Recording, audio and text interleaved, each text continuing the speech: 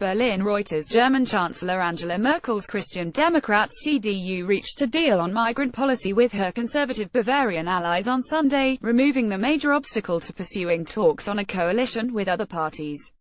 In an apparent concession, Merkel agreed to put a number on how many people Germany would accept per year on humanitarian grounds, namely a net total of around 200,000 individuals. The CDU and Christian Social Union CSU reached the migrant deal after about 7 hours of talks and later adjourned their meeting. It was unclear whether they had agreed on other issues, such as Europe and pensions. Further details will be made available at a news conference on Monday. Merkel won a fourth term as Chancellor in a September 24 election but was weakened by heavy losses to the far right. She wants to build a coalition between her conservative bloc and two other parties, the pro-business Free Democrats FDP and the Greens, which are far apart on issues from tax and energy to Europe. First, however, she must get to her own house in order and overcome some major differences between her CDU and the CSU, its sister party in Bavaria, a state that accounts for 15% of Germany's population.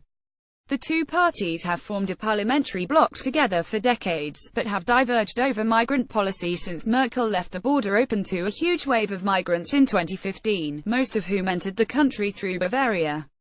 The CSU has demanded a cap on refugees, but Merkel has resisted that, arguing it would breach Germany's constitution, which guarantees the right of asylum to anyone facing political persecution.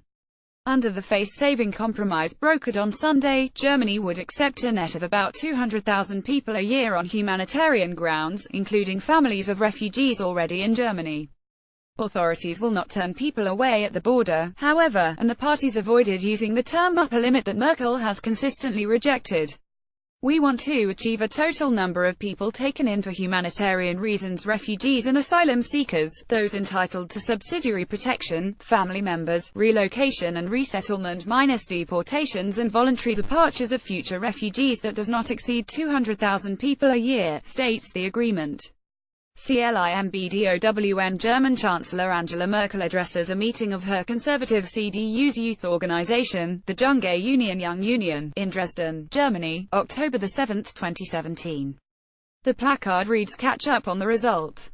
Draw consequences." Reuters. Matthias Reichelt. Leaders also agreed they wanted to set up centers where asylum seekers would stay until decisions on their applications were made. Rejected asylum seekers would be returned to their home countries. They also agreed to declare Morocco, Algeria and Tunisia as countries of safe origin, meaning Germany can return rejected asylum seekers there more easily. "It is a good day for the Conservatives and a good day for Germany," CSU General Secretary Andreas Scheuer said after the talks. German Chancellor Angela Merkel arrives to a meeting of her conservative CDU's youth organization, the Junge Union Young Union, in Dresden, Germany, October 7, 2017.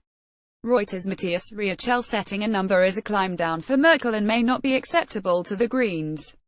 This is an agreement between the CDU and CSU and far from the result of exploratory talks for a coalition with the FDP and Greens, said Greens co-leader Simone Peter. The target looks achievable, however, given that the number of people arriving in Germany fell to about 280,000 last year from 890,000 in 2015.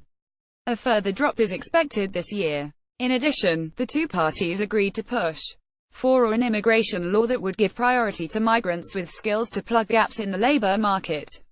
There is broad support for that from the FDP and Greens.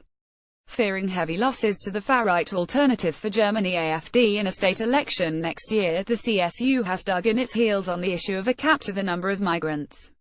The stakes are high for the CSU's combative leader, Horst Seehofer, who is fighting for his political survival after a poor election performance. The CSU slumped to 6.2%, measured nationally, from 7.4% in 2013.